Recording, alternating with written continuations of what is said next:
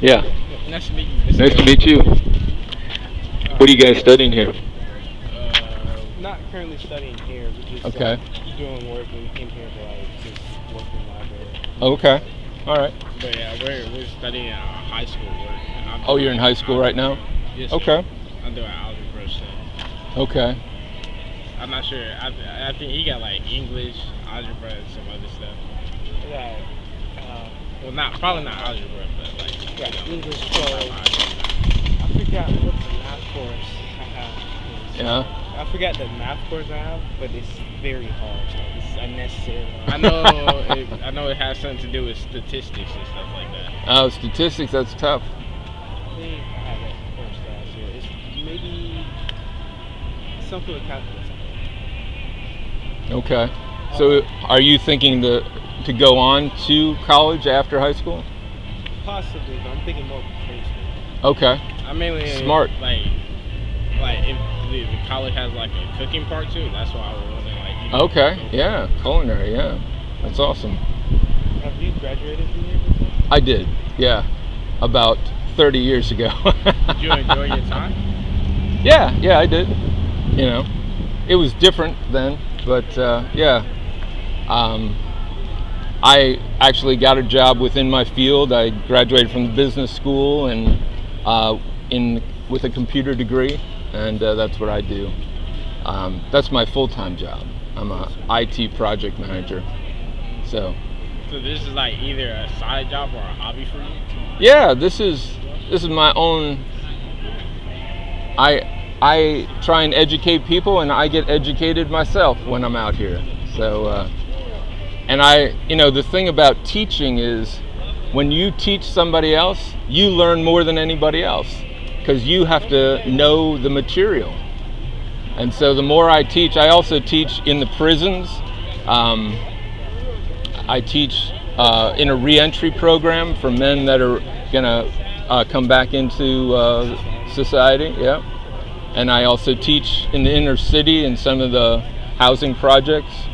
So they benefit from what I know, and then I learn more as I'm teaching. So it's a benefit for both of us. Yes, sir. How'd you find your passion?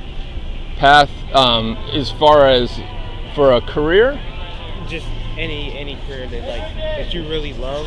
Well, how'd you find out that you loved it? I started out in the music school. Yes, sir. I'm a jazz guitar player, and after a year, I realized that with a 4-year degree in music, I probably wouldn't be able to support a wife and children because I saw guys that were teaching me with master's degrees that were living off their wives. So I thought, I want to get a job where I can support a wife and children. And a friend of mine was in the business school as an accountant, and I started taking classes there, and it was okay. But as soon as I took a computer class, it just clicked for me. I'm like, I like this. And I said, can you make money doing this computer stuff? And they were like, yeah, you can make some money. So that's what I pursued. It's something that you have to try different things to figure out what clicks for you, So, well, I'm sure that you've heard about the gospel from your father and from attending church. Yes, sir. And this is something that I use, if you're interested, that I share with students here. And it talks about, on this 7th page, there's a list of things that are, I point to outside of the Bible, that somebody can know for themselves that God exists, and that Jesus is that God. And so each of these sections just talks about, this first one called intuition, talks about the research that shows that we as children, regardless of whether we were raised in a religious home or not, come to the conclusion that that there is a person that made this place. It seems evident that the world is just too amazing to have happened randomly, you know? And, you know, this thing on longing, we have this longing for a perfect world. Even though we've only lived in this world, we long for something that's different, that is where everybody does what they're supposed to do, that they treat each other nicely, you know, and things work out. So each of these sections, I get into the conscience. Each of us have something inside us telling us that certain things are right and certain things are wrong. If you've ever felt guilty, you know, there's something inside you making you feel bad that you did something you weren't supposed to do. And that kind of gives a clue that whoever made this wants us to behave a certain way, you know? And, you know, I get into logic and mathematics. You're taking math class right now. That the laws of mathematics aren't something that we invented. We discovered them, and they've always been true, which means they are eternal. And that they're not made of matter and energy, which means they are non-physical or spiritual. So the laws of logic, the laws of mathematics, the laws of morality are all things that are eternal and that are spiritual. And the idea that the physical world is not what's most important. The spiritual world is what's most important. And, you know, we can look at, I don't know if you guys have ever taken a class in physics, but the world, the universe is fine-tuned, meaning that the force of gravity and electromagnetism and all these things have to be precisely what they are for life to be able to be possible on this planet. And then we see that the life that is on this planet, all living things operate based on information. Like your DNA is a 3 billion character digital code, and it's more sophisticated than any computer program or system that human beings have ever created. So all those things give evidence of, you know, a creator, a designer, a spiritual realm. And then in the part called history, I talk about the person of Jesus and how important he is. So each of these sections also has like a QR code for a video if you like to listen to what people have to say rather than read it.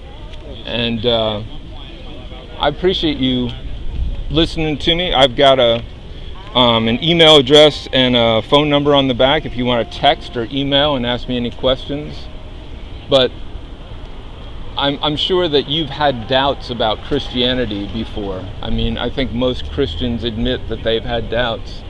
And so the world is wanting you to think that this all happened by accident. There's no one to be responsible to. And it's something we want to believe because we don't want to be responsible to God, you know? We'd like to just do whatever we want, whatever we feel like. And so it's important for us to remind ourselves of the reality that God is here and that all our decisions have consequences. Yeah.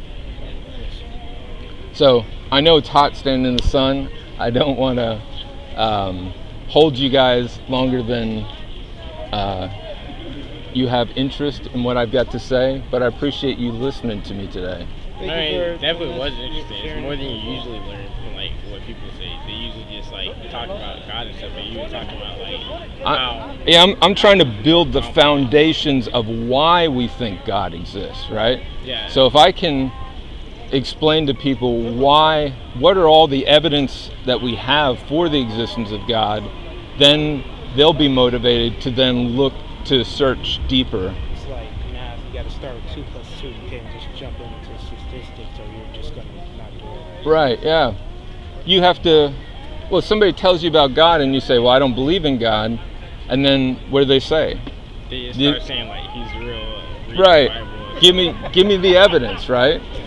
And so if you look into the evidence, and most of the quotations that I've got in there are not Christians. they mostly are atheists who admit things like this in this section called Cosmos, which is about the universe.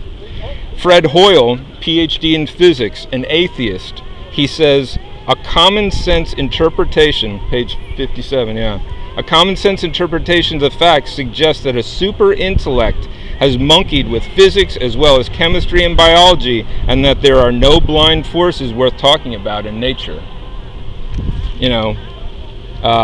Stephen Hawking, a well-known atheist, PhD in physics, internationally well-known, he says, the remarkable fact of these values, talking about the physical constants, are that these numbers seem to have been very finely adjusted to make possible the development of life.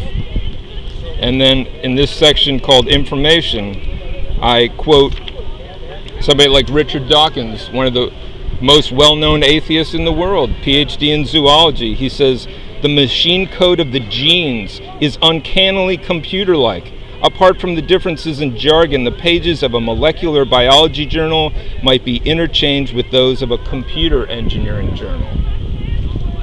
I mean, so atheists have no bias toward me. In fact, they oppose me, and yet they admit these facts that I build my argument on. So, this world will take you down a road that you will be ashamed of. And I don't want that for you young men. So, God bless you. God bless you too. Yeah. This is definitely something I might want to read, because it's definitely very different from most of the people that go around trying to spread the word. Not that right. It's bad what they're trying to spread, but it's usually the same thing. But it's just hosts prove it and stuff. And that's right. definitely way different than what's usually. Well, what I do is I listen to and read the books of the top level atheists and Christians in the world and try and get their arguments and see what arguments work, and then I've kind of boiled it down to the very smallest book I could come up with, Yes, sir. I mean, that's actually really smart, because now, even though it may be a small book, it can still mean it could be worth I don't know, 100 books. Right, yeah, exactly. Yeah. And every quotation has an APA formatted citation. You can go back and know the exact source where I got it. I'm not just saying it trust me, this person said it. I actually tell you exactly where and how they said it. Yeah, and that makes it even better. Cause right. You don't have to just sit there and just be it won't be when you just search something up on the internet, you have to just believe it. Right. It's taken me years to accumulate all this information. So, yeah, I hope you find it valuable. Yes, sir. Thank you. Yeah. Have a nice day. Thank you, too.